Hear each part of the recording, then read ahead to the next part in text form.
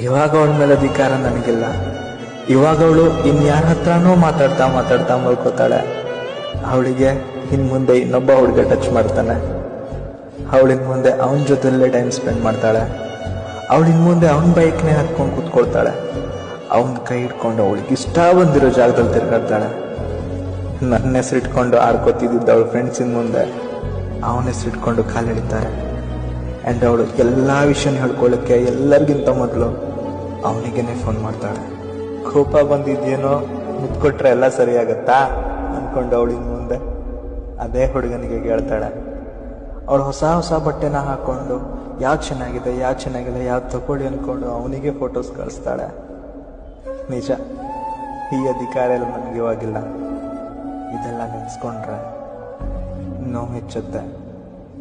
ಇದೆಲ್ಲ ನೆನೆಸ್ಕೊತಾ ಇದ್ರೆ ಮನ್ಸಿಗೆ